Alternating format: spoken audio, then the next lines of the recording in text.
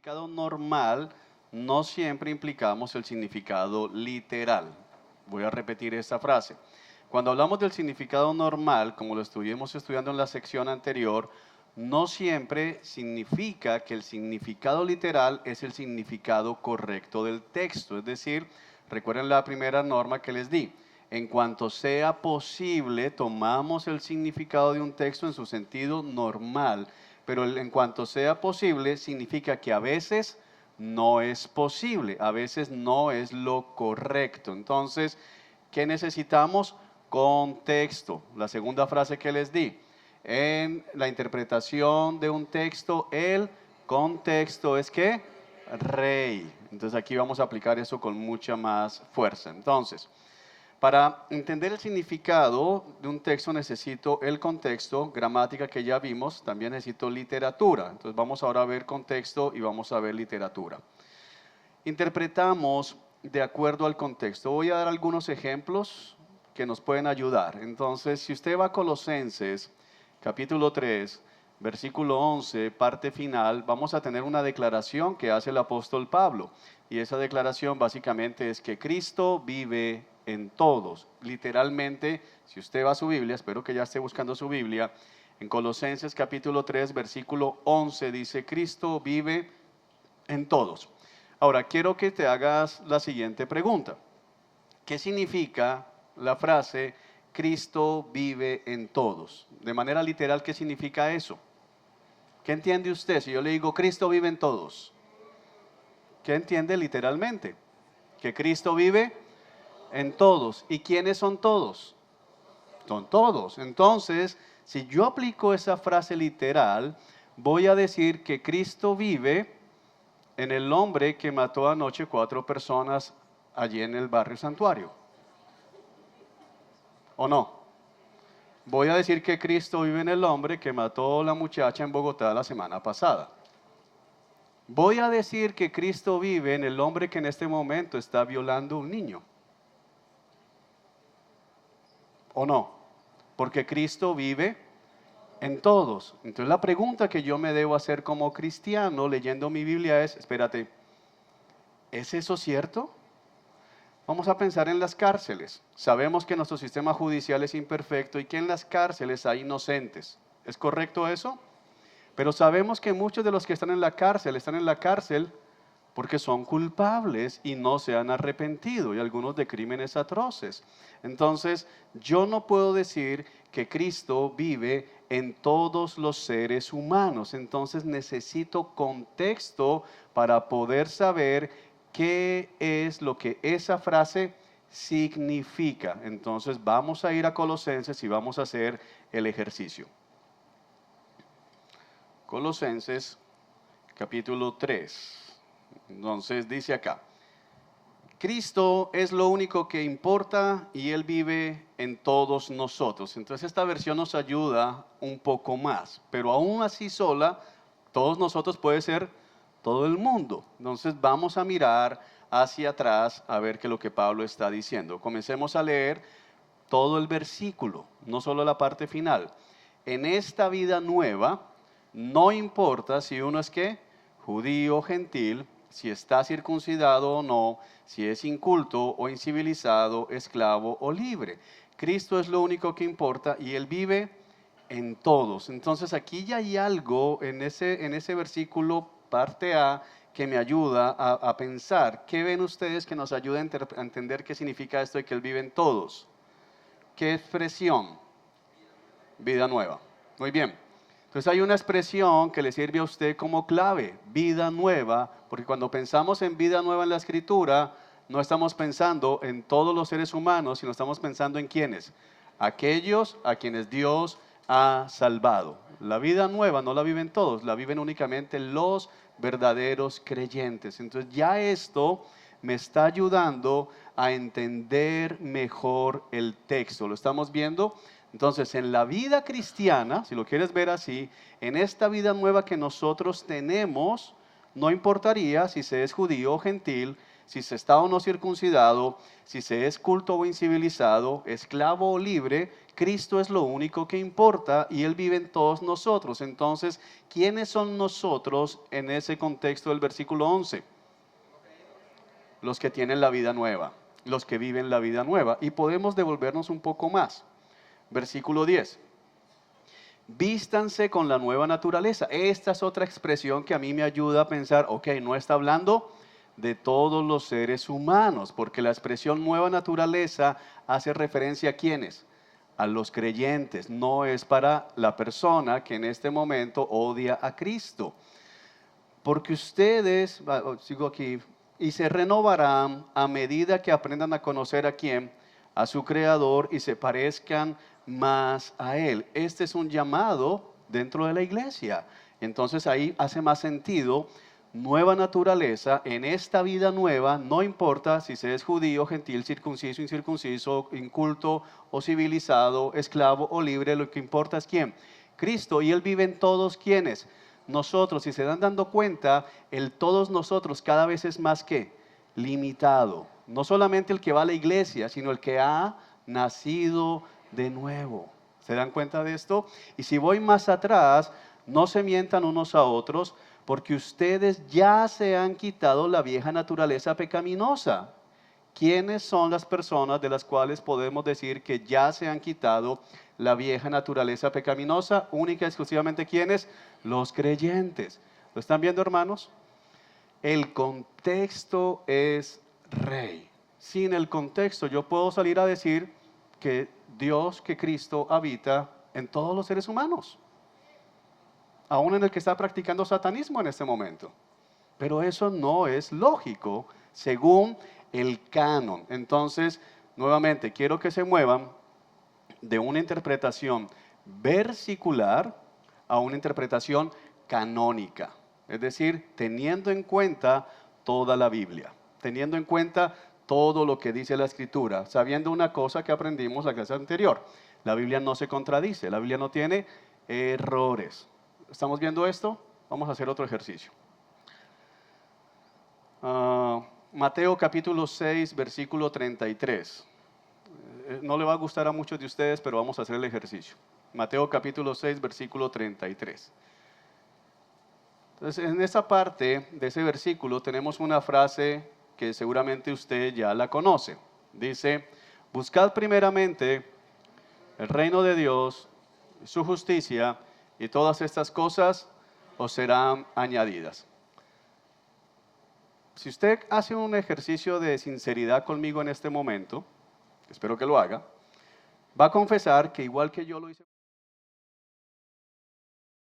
Si yo me dedico a buscar las cosas de Dios, todo lo demás viene por añadidura. Y todo lo demás, normalmente para nosotros, ¿qué es todo lo demás? Es todo lo demás. ¿Y qué es todo lo demás?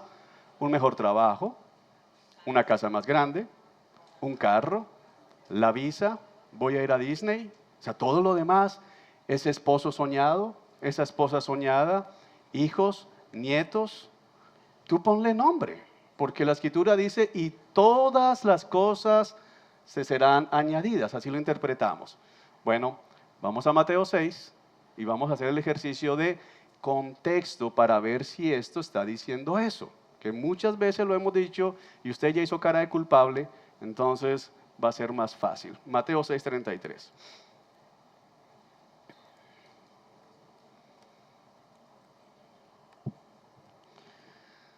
Busquen el reino de Dios por encima de todo lo demás, lleven una vida justa.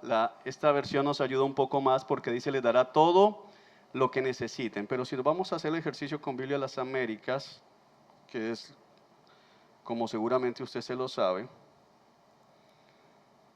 es muy parecida a la Reina Valera. Pero busquen primero su reino y su justicia, y todas estas cosas le serán añadidas. Así vemos el versículo y yo puedo decir: todo le va a ser añadido. Hermano, usted dedíquese a buscar las cosas del reino, la justicia de Dios, y eso significa: usted venga a la vigilia, usted sirva como mujer, usted abra la puerta, usted abra su casa para un grupo pequeño, usted evangelice, y hermano, todo le va a ser añadido. Y entonces hay muchos cristianos esperando el día de la añadidura, esperando el día en que llegue la bendición que usted está esperando. Entonces anuncian que van a abrir una vacante en tal lugar y usted mete la hoja de vida y usted ya, Señor, yo he buscado tu reino y tu justicia, añádeme este trabajo. Señor, que me den el subsidio, Señor, que me den la herencia, Señor, que pase esto o aquello. Bueno, vamos a mirar qué dice el texto en su contexto. Vamos a devolvernos, versículo 32. Porque los gentiles buscan ansiosamente todas estas cosas, que el Padre Celestial sabe que ustedes necesitan todas estas cosas. ¿Ok? ¿Qué tengo en común aquí entre el verso 33 y el 32? ¿Qué expresión usted ve en común? Estas cosas, estas cosas, estas cosas. Tengo algo en común. El Padre sabe que yo necesito estas cosas y si me dedico a buscar el reino de Dios y su justicia, estas cosas me van a ser añadidas. La pregunta del millón sigue siendo ¿cuáles son esas cosas? Entonces vamos a seguir devolviéndonos. 31. Por tanto, no se preocupen diciendo, ¿qué dice aquí? ¿Qué comeremos? ¿Con qué nos vestiremos? Porque los gentiles buscan ansiosamente. Oh, wow, espérate. Según el versículo 31, ¿cuáles son las cosas de las que está hablando el 32? Comida, bebida. No veo la casa.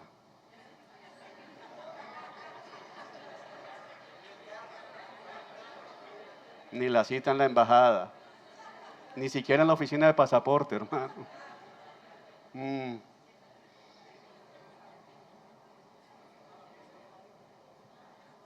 De hecho, me la complica más. Porque me está diciendo que quienes andan buscando esas cosas, ¿quiénes son? En el Nuevo Testamento, la comparación de gentiles y judíos está hablando de creyentes e incrédulos. Entonces me está diciendo, sabes, no te preocupes diciendo qué comeremos, qué beberemos, con qué nos vestiremos, porque los incrédulos andan pendientes de esas cosas, pero su Padre que está en el cielo sabe lo que ustedes necesitan. Pero ustedes dedíquense a buscar primeramente el reino de Dios y su justicia, y todas estas cosas, ¿cuáles son esas cosas? Comida, bebida y vestido les serán añadidas. El problema es que comida, a mí el Señor, por más o menos 2 años en mi casa, ya casado, tuvimos una crisis fuerte económica, Dios nos pasó por un desierto y comimos arroz y lenteja de desayuno, lenteja y arroz de almuerzo y lenteja con arroz de cena. Pero hermano, comimos y tomamos agua. Y la ropa no se dañó. Porque alguien dice, bueno, pero Señor, dame un churrasco. Bueno, tal vez no va a llegar el churrasco, va a ser arroz y lenteja. Tal vez alguno aquí siempre fue el hermano del medio, el que siempre heredó. Sí, pero es que yo ni siquiera he estrenado, yo no sé qué es estrenar una camiseta. Tengo la camiseta del político de las elecciones pasadas. Y no, míralo, ahí lo tengo. Y se quemó ese político, ni siquiera lo eligieron. 3 años con la misma camiseta. Y yo te digo, ¿dónde la compraste? Porque ya no duran tanto. Danos el sitio donde la venden. Hermano, si usted tiene comida, si tiene bebida y no está desnudo en la calle, Dios está cumpliendo. Más adelante lo dice el apóstol Pablo, si tenemos con qué comer y con qué abrigarnos, con eso estemos contentos. El problema es que no veo la casa, pero tal vez alguno dice, no, espérate, que yo voy por mi casa. Vamos a devolvernos, sigamos en el contexto. Vamos a ir más atrás para que sea más claro esto.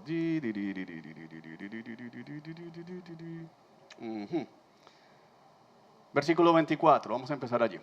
Nadie puede servir a 2 señores, porque aborrecerá a uno y amará al otro, o apreciará a uno y despreciará al otro. Ustedes no pueden servir a Dios y a las riquezas. Por eso les digo, entonces fíjate que el por eso les digo es, ¿cómo se ve en la práctica? Porque sé que todos ustedes antes de escucharme tenían claro que uno no puede servir a 2 señores. Que uno no puede servir a Dios y a las riquezas, pero espero demostrarles por el texto que sin darse cuenta estaban haciéndolo. Por eso les digo, no se preocupen por su vida. ¿Qué cosa? ¿Qué dice acá? Comerán, qué beberán, ni por su cuerpo, qué vestirán. ¿No es la vida más que el alimento y el cuerpo más que la ropa? Miren las aves del cielo que no siembran ni ciegan ni recogen en graneros y sin embargo el Padre que hace las alimenta. Sigue hablando que comida. ¿No son ustedes de más valor que ellas? ¿Quién de ustedes, por ansioso que esté, puede añadir una hora al curso de su vida? Y por la ropa, ¿por qué se preocupan? Observe cómo crecen, ¿qué cosa? Los lirios del campo. Entonces servimos acá con el tema de vestido, pero digo que ni Salomón en toda su gloria se vistió como uno de los lirios del campo. Y si Dios viste así la hierba del campo, que es hoy y mañana es echada al horno, ¿no hará mucho más para ustedes, hombres de poca fe? ¿Qué es mucho más por ustedes acá? No es viaje a Miami, es que ropa, usted no va a estar desnudo. Por tanto, no se preocupen diciendo que comeremos, beberemos, porque el Padre sabe lo que ustedes necesitan. Busquen el reino de Dios y todo eso les será añadido. Lo siento, hermanos, por haberles dañado el sueño, pero nunca le han prometido nada más. Yo he aconsejado a muchos creyentes frustrados: pastor, pero ¿dónde está lo que Dios me prometió? Y le digo, pregúntale al que te lo prometió, porque no fue Dios. Ve, reclámale al hermano que te dijo, y ya viene, mira, ven a servir, porque a veces usamos esto para hacer que la iglesia sirva. Hermano, usted está así porque usted no sirve en el ayuno, porque usted no busca la vigilia. Mire, no vino a la vigilia, hermano. Venga a la vigilia, busque las cosas del reino y va a ver que le llega el trabajo, y no le llega, porque no es una promesa que venga de parte de Dios. ¿Lo estamos viendo? No se ponga triste, alégrese, porque usted come, usted bebe y está vestido. Dios ha cumplido. Vamos a hacer otro ejercicio. Yo sé que algunos quieren que no haga otro ejercicio, pero vamos a hacerlo. Mateo 18:20.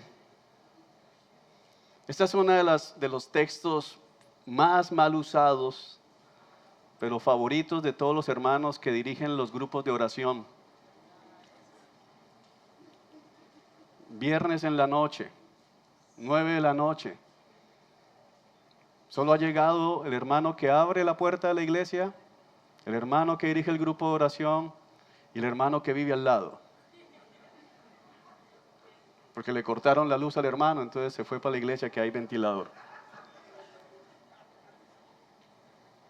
9:30, no ha llegado nadie, ¿qué hacemos? ¿Y qué dice el líder que está motivando? Bueno, hermanos, no se preocupen, porque donde 2 o 3 están, ahí está Dios. Así que Dios está con nosotros y vamos a orar, ¿ok? Pregunta que tengo para ti. ¿Significa eso que si estoy solo yo, entonces Dios no está conmigo cuando yo oro? Porque de hecho la exhortación del Señor es, pero tú, cerrada la puerta, solo en tu aposento, ora a tu Padre que está en el cielo. Ay, Señor, pero me faltan 2.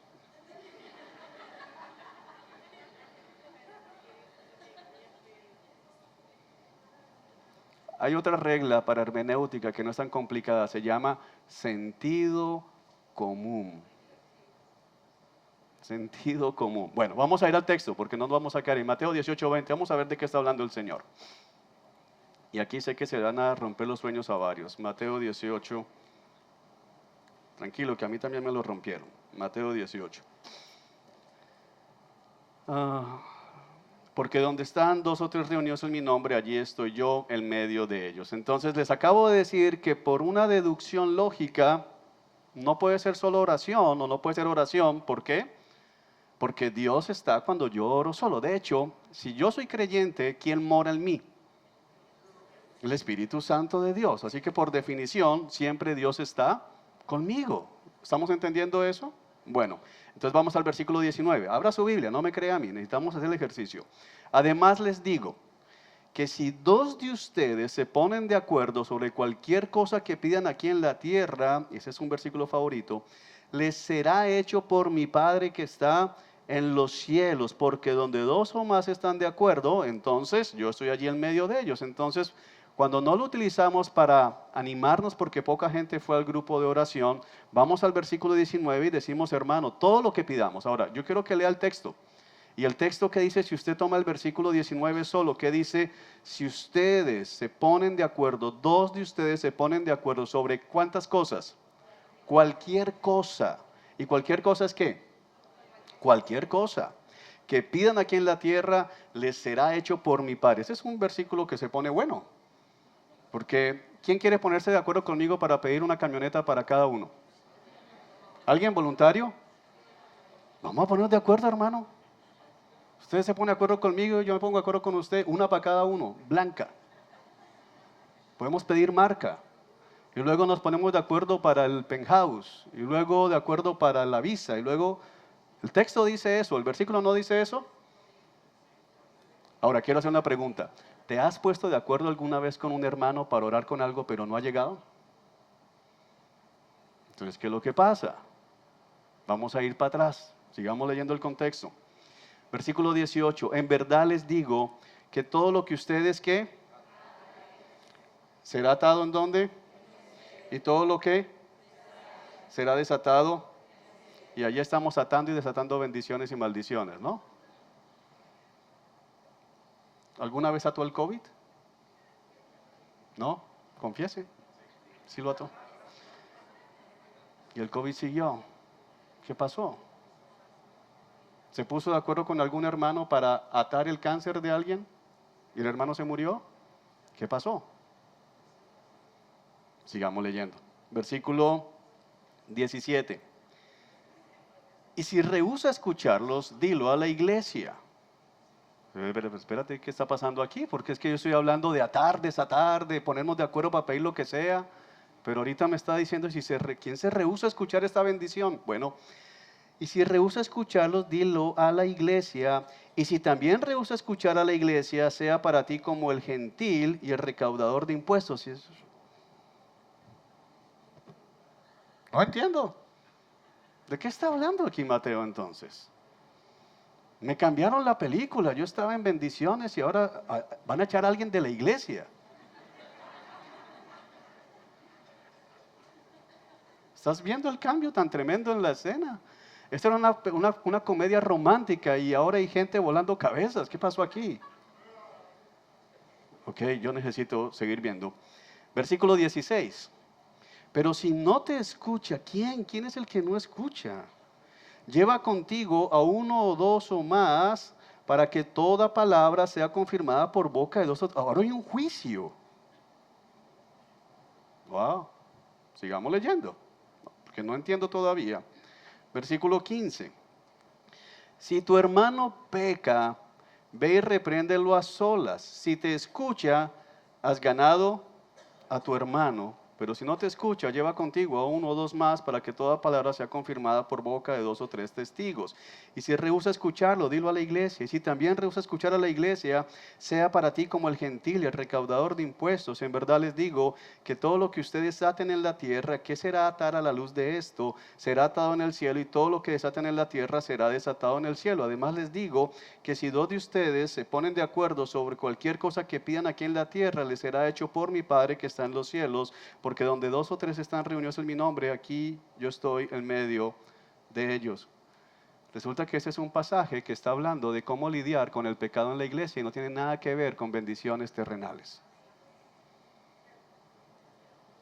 Este es el pasaje para decir, ¿qué hacemos con esta persona que viene a la iglesia, que dice que es cristiano, pero siempre llega con otra?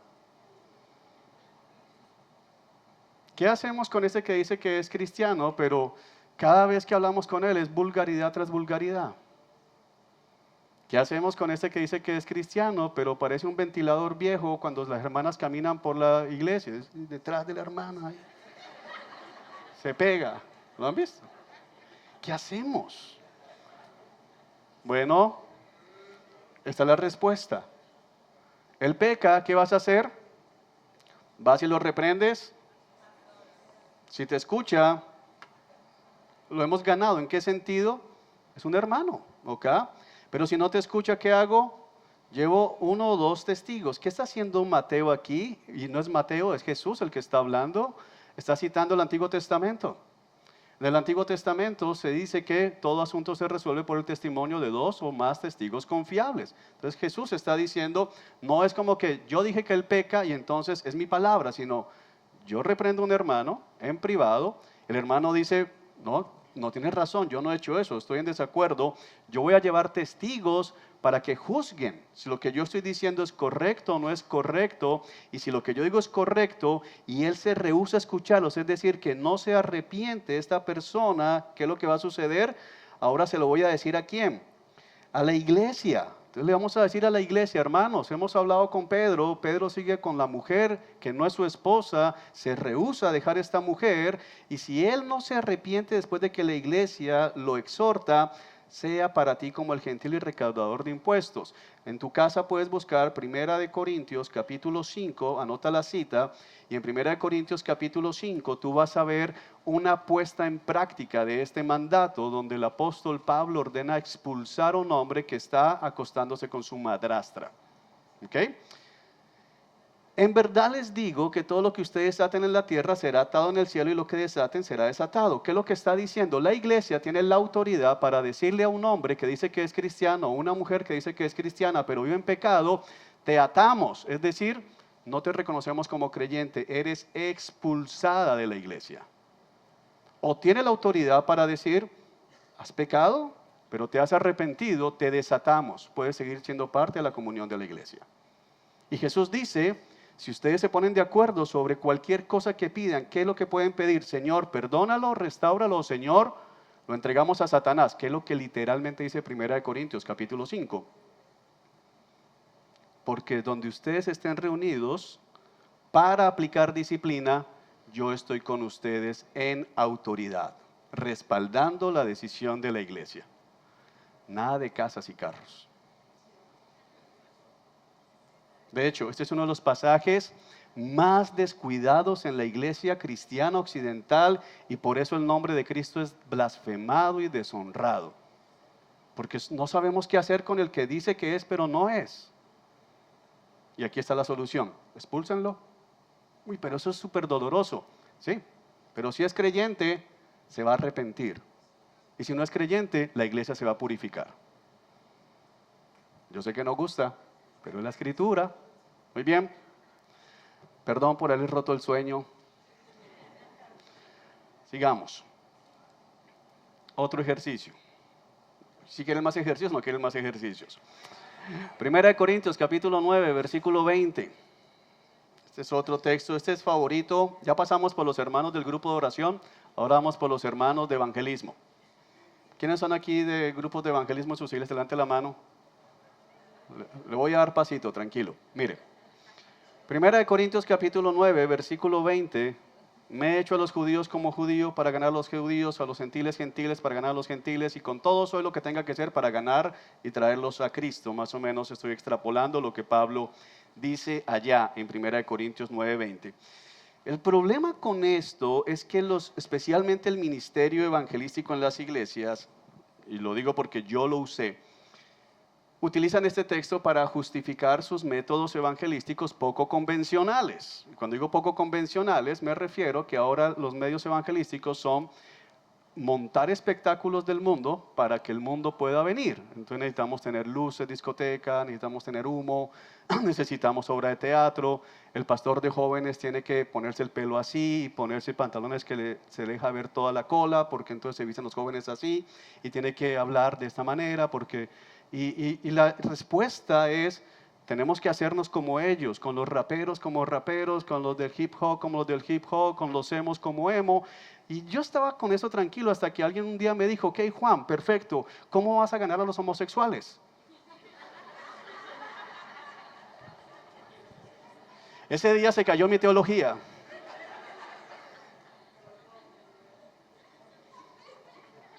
No. Pero hazte judío.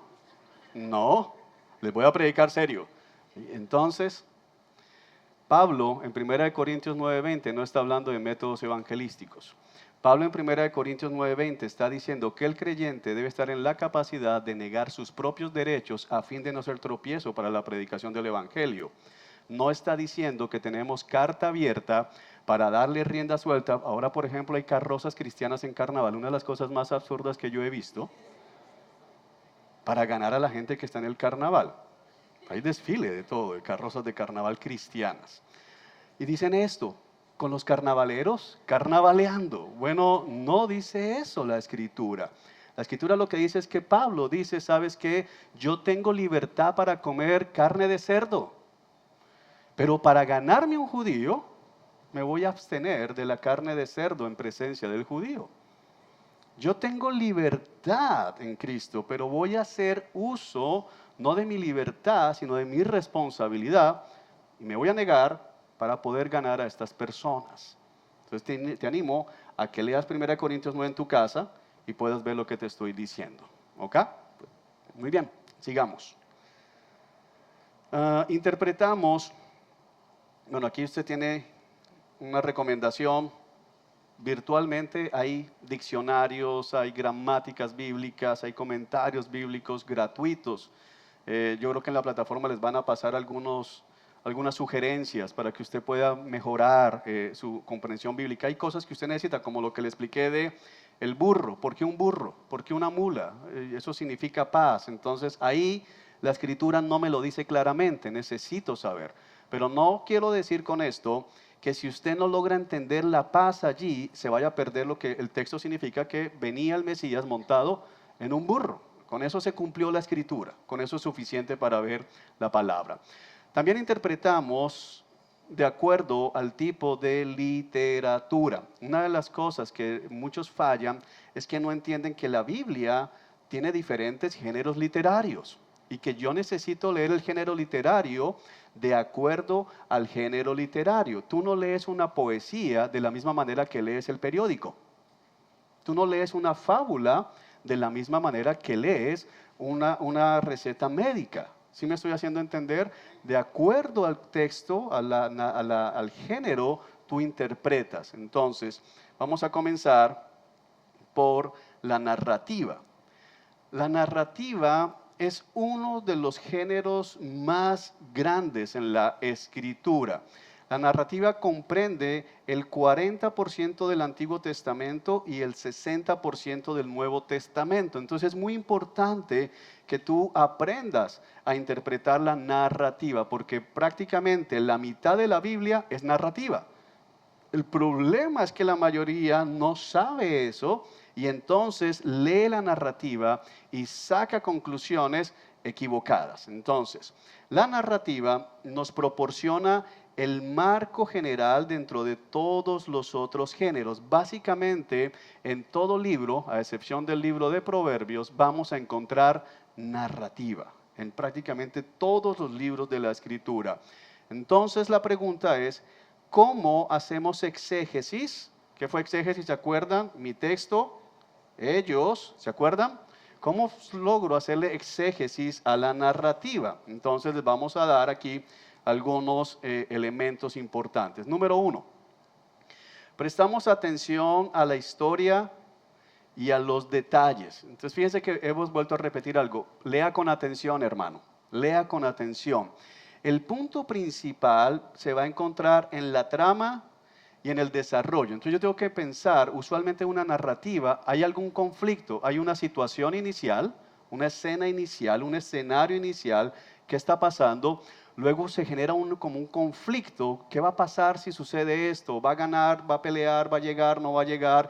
Luego hay un clímax en la historia, hay una resolución del conflicto y tenemos una nueva escena, un nuevo ambiente, es lo que vamos a ver. Así que vamos a estar prestando atención a esto. La narrativa bíblica, como cualquier otra narrativa, va a utilizar todos los elementos a los que tú estás acostumbrado cuando lees una narrativa. Entonces, cuando lees una narrativa, pensemos en, lees el periódico, una crónica. ¿Qué hacen? Te cuentan lo que pasó. La narrativa no te está diciendo que tú tienes que hacer exactamente lo mismo, sino que te está narrando lo que sucedió y tú tienes que leerlo desde esa perspectiva. Entonces, ¿qué le prestamos atención? Hay un desarrollo cronológico. ¿Qué fue primero? ¿Qué vino después? ¿Y qué terminó sucediendo? Entonces, préstale atención a la cronología de la narrativa.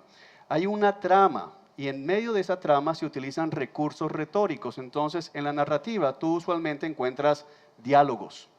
David dijo, Saúl contestó.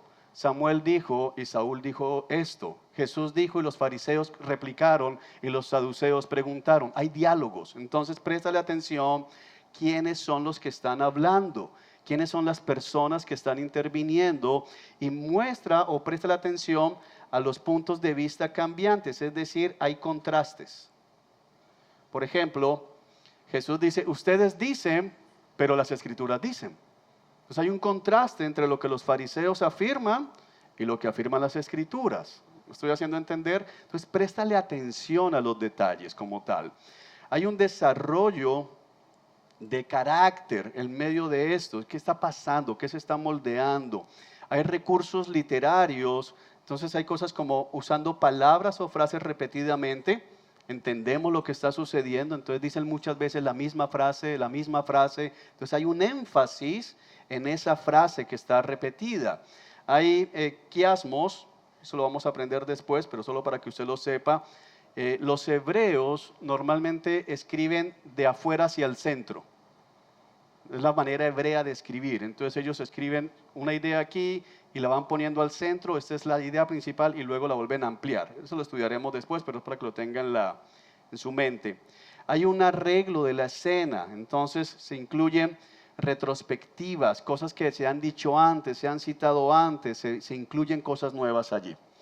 Otra cosa, el narrador ha tenido que ser selectivo en lo que registra. Entonces, una de las cosas importantes es que los detalles de la narrativa son ¿qué? Significativos. Juan, en su evangelio, inspirado por el Espíritu Santo, termina diciendo que Jesús hizo muchas otras cosas. Y dijo muchas otras cosas. Que él piensa, y eso es una hipérbole, lo vamos a ver después, es una figura de lenguaje, que si se pusiera por escrito todo lo que Jesús dijo, no alcanzarían todos los libros del mundo. Eso es una exageración, pero lo que nos está diciendo ¿qué es? Lo que tienes en Juan es lo que necesitas tener, pero pasaron muchas otras cosas. Entonces, si Juan decidió, inspirado por Dios, registrar eso es importante. Es decir, la Biblia no tiene palabras de más. Si eso está allí, hay un propósito divino. Primera Timoteo nos enseña que toda la escritura es, segunda Timoteo 3:16, toda es inspirada por Dios. Cuando yo leo, ¿qué debo pensar? Toda es inspirada por Dios. Eso está allí por algún propósito. Entonces, yo lo que debo preguntar es, ¿cómo lo que estoy viendo contribuye al punto principal de la narrativa? ¿Cómo conecta esa narración lo que dijo antes y lo que pasó después? Esto ya lo miramos, el contexto es rey. ¿Cómo encaja esa narración en el libro? Esa escena, eso que está pasando allí, esa pelea, esa batalla, ese conflicto, ¿cómo encaja en el libro como tal? Nuevamente tenemos que ver cuál es el punto y el propósito del autor al escribir el libro. Miren, una de las cosas más importantes, la historia, la narración, no es el fin en sí mismo. Y nosotros muchas veces no somos el punto. Por ejemplo, la historia entre David y Goliat no es una historia moral para ayudarnos o motivarnos a ser valientes y hacerle frente a nuestros problemas y adversidades. Más bien esa historia muestra la introducción a un rey improbable, es decir, un rey que viene de donde nadie lo espera y un rey que gana de la manera en que nadie lo espera. Es decir, David es tan improbable como rey que Samuel no lo tiene en cuenta. Su papá no lo tiene en cuenta. Pero Dios dice, tú juzgas por las apariencias, Dios no juzga así. Y va a la batalla sin armadura. Va con una honda y piedras a pelear con un gigante con armadura y espada. El punto no es las 5 piedras que representan los 5 momentos más difíciles de tu vida con los que vas a derrotar a Goliat, al gigante que se te enfrentó, sino está apuntando a la manera en que el enemigo más grande va a ser derrotado de la manera más improbable, con un rey que viene del momento más improbable, un carpintero de Jerusalén, de Nazaret, que no hace parte de la tribu de sacerdotes y que va a tener la victoria más grande en la derrota aparente más grande. Jesús conquistó su victoria muriendo en la cruz. David nos está apuntando a algo mucho más grande. Entonces, cuando yo no estoy pensando en todo el libro, me voy a perder y quedo simplemente, ¿cuáles son tus piedras? Ahora lánzalas al gigante que tienes delante de ti. No es una historia para animarte a ser como David, es una historia para que mires a Cristo a través de David y digas, qué gran rey el que tenemos nosotros. ¿Estamos viendo? Entonces cambia. La próxima clase vamos a ver cómo aplicamos esta narrativa, pero hoy necesitaba que ustedes entendieran que no se nos está llamando a ser como David, sino se nos está llamando qué o a quién me está apuntando David. Pastor Moisés tiene información.